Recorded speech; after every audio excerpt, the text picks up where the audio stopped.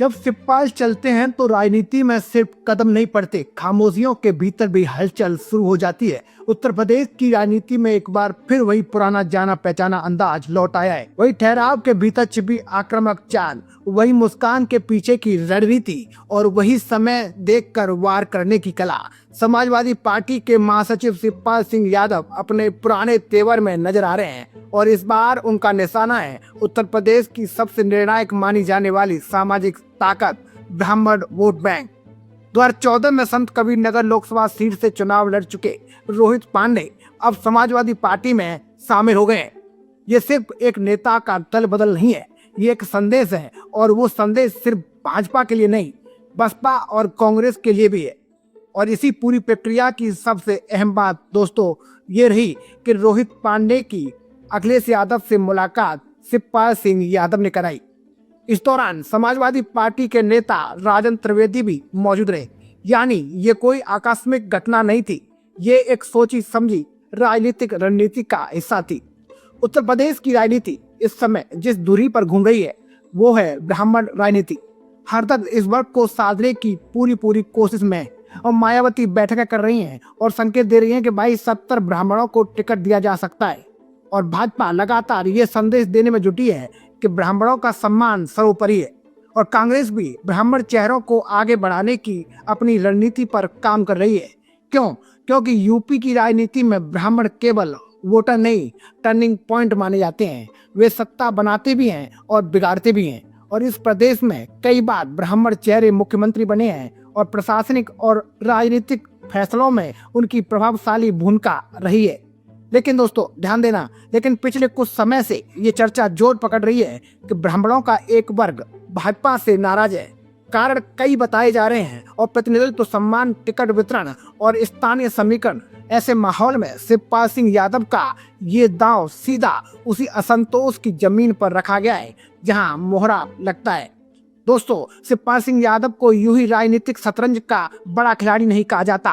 वे संगठन की नस पकड़ते हैं। वे जानते हैं कि कब कौन सा चेहरा जोड़ना है और कब किसे संकेत देना है। रोहित पांडे, दोस्तों ध्यान देना, रोहित पांडे पूर्वांचल से आते हैं और पूर्वांचल की राजनीति का महत्व किसी से बिल्कुल भी छुपा नहीं है। ये क्षेत्र कई बार चुनावी नतीजों की दिशा तय करता है। वहाँ का एक चिर परिचित ब्राह्मण चेहरा अगर समाजवादी पार्टी में आता है तो वो सिर्फ संख्या नहीं बढ़ाता बल्कि वो संदेश फैलाता है। सवाल उठ रहा है दोस्तों, क्या भाजपा से नाराज ब्राह्मणों के लिए समाजवादी पार्टी एक विकल्प बनती जा रही है? क्या पीढ़ी की परिकल्पना में अच्छे अगड़े अब गंभीरता से जुड़ने लगे हैं? अखिलेश यादव पहले ही कह चुके हैं कि उनके पीढ़ी में एक का मतलब अच्छे अगड़े भी हैं, यानी कि वे केवल पारंपरिक सामाजिक समीकरणों तक सीमित नहीं रहने वाले। वे एक व्यापक सामाजिक गठबंधन बनाना चाहते हैं और इसी रणनीति के तहत ब्राह्मण चेहरों को जोड़ने की पूरी कोशिश साफ दिख रही है। और ये भी ध्यान देने वाली बात है दोस्तों कि समाजवादी पार्टी 2017 और 2022 की तुलना में इस बार जमीन पर अधिक सक्रिय दिख रही है। और प्रदेश अध्यक्ष श्यामलाल पाल लगातार जिलों और कस्बों का दौरा कर रहे हैं। विधानसभा स्तर तक पहुँचने की कोशिश हो रही है और कार्यकर्ताओं से संवाद बढ़ाया जा रहा है और संगठन को बूथ स्तर तक मजबूत करने की कवायद भी जारी है। उधर शिवपाल सिंह यादव का अनुभव और उनकी नेटवर्किंग अलग ताकत देती है। वे पुराने समाजवादी नेताओं को वापस जोड़ने की कोशिश कर रहे हैं, युवा चेहरों को जगह देने का संकेत दे रहे हैं और सबसे महत्वपूर्ण वे ये स्पष्ट कर चुके हैं कि अब नेताजी नहीं है, लेकिन उनका सपना अधूरा नहीं रहना चाहिए। मुलायम सिंह यादव का सपना था कि प्रदेश में समाजवादी पार्टी की सरकार और अखिलेश यादव मुख्यमंत्री की कुर्सी पर।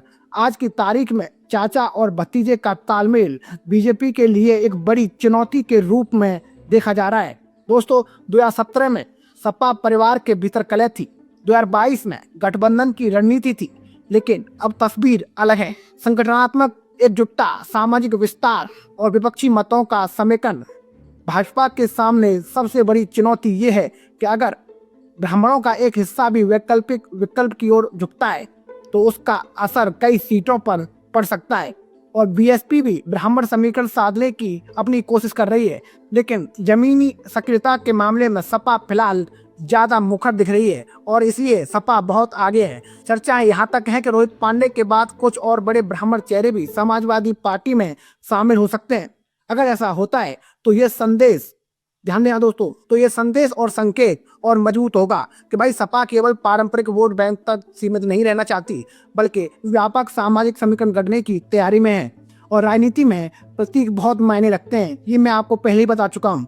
एक चेहरे का जुड़ना कभी कभी 1000 भाषणों से ज्यादा असर करता है। रोहित पांडे का शामिल होना शायद उसी दिशा में उठाया गया एक महत्वपूर्ण कदम है। अब असली ताकत ये है दोस्तों, क्या ये रणनीति वोट में तब्दील होगी? क्या ब्राह्मण मतदाता भावनात्मक नाराजगी से आगे बढ़कर राजनीतिक निर्णय लेगा? और क्या समाजवादी पार्टी पीडीएफ को एक वास्तविक सामाजिक गठबंधन में बदल पाएगी? उत्तर प्रदेश का आगामी विधानसभा चुनाव बेहद अहम माना जा रहा है, और ये केवल दोस्तों सत्ता परिवर्तन का चुनाव नहीं होगा, बल्कि सामाजिक समीकरणों की नई परिभाषा भी तय करेगा। भाजपा अपनी पकड़ बनाए रखने की कोशिश में है और बसपा अपने पारंपरिक समीकरणों को पुनर्जीवित करने में लगी है। तो दूसरी ओर कांग्रेस संगठनात्मक पुनर्निर्माण की राह पर है, और इन सब के बीच समाजवादी पार्टी एक व्यापक सामाजिक गठबंधन के साथ मैदान में उतरने की कोशिश कर रही है। शिवपाल सिंह यादव की सक्रियता यह संकेत देती है कि सपा अब रक्षात्मक नहीं, आक्रामक मोड में है। और वे जानते हैं कि चुनाव केवल नारों से नहीं, नेटवर्क से जीता जाता है, और नेटवर्क वही बनता है जहां संवाद, सम्मान और रणनीति एक साथ चलते हैं। और राजनीति में समय सबसे बड़ा शिक्षक होता है। तो दोस्तों, जो समय की नब्ज पकड़ ले वही आगे निकलता है। फिलहाल दोस्तों ऐसा लगता है कि शिवपाल सिंह यादव ने समय की धड़कन सुन ली है, लेकिन अंतिम फैसला जनता के हाथ में होता है। क्या ब्राह्मण मतदाता इस नए समीकरण को स्वीकार करेंगे? क्या समाजवादी पार्टी सचमुच अच्छे अगड़ों की पहली पसंद बन रही है, या ये केवल एक चुनावी मौसम की एक और हलचल है? आप इस पूरे घटनाक्रम को कैसे देखते हैं? क्या ये सपा का मास्टर स्ट्रोक है या सिर्फ प्रतीकात्मक राजनीति? आखिर में बात सिर्फ रोहित पांडे के समाजवादी पार्टी में शामिल होने की नहीं है दोस्तों, बात उस बड़े राजनीतिक संकेत की है जो इस कदम के जरिए दिया गया है। और उत्तर प्रदेश की राजनीति में अक्सर बदलाव शोर से नहीं, संकेतों से शुरू होते हैं। और फिलहाल शिवपाल सिंह यादव का ये दांव उसी संकेत की तरह देखा जा रहा है, खामोश लेकिन असरदार। ब्राह्मण राजनीति इस वक्त यूपी की सियासत का केंद्रीय मुद्दा बनी हुई है। हर दल अपने अपने तरीके से संदेश दे रहा है कि भाई ऐसे माहौल में सपा का ये कदम क्या बताता है कि भाई कि पार्टी अब केवल पारंपरिक समीकरणों तक सीमित नहीं रहना चाहती, और पीढ़ी की अवधारणा को अगर जमीन पर उतारना है तो उसमें भरोसा भी जोड़ना होगा। और शायद यही कोशिश दिखाई दे रही है।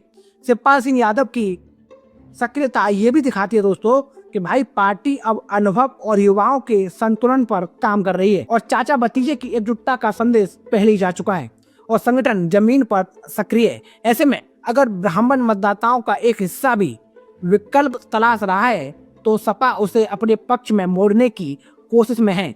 लेकिन दोस्तों, राजनीति में संभावनाएं तभी हकीकत बनती हैं जब वे वोट में तब्दील होती हैं। असली परीक्षा चुनावी मैदान में होगी। क्या ये रणनीति असर दिखाएगी? क्या बीजेपी अपनी पकड़ बरकरार रख पाएगी, या यूपी में सामाजिक समीकरणों का नया अध्याय शुरू होने जा रहा है? फिलहाल शतरंज की बिसात बिछ चुकी है, चालें चल सी गई हैं। अब देखना है आने वाले दिनों में कौन सी रणनीति भारी पड़ती है। अपनी राय जरूर बताइएगा दोस्तों, क्योंकि उत्तर प्रदेश की राजनीति में हर राय, हर संकेत, हर बदलाव आने वाले चुनाव की दिशा तय कर सकता है। तो नमस्कार दोस्तों, मैं था आपके साथ मुकेश उपाध्याय। अगर आपको ये मेरी जानकारी अच्छी लगी हो तो कमेंट बॉक्स में जरूर बताएं। जय हिंद, जय भारत।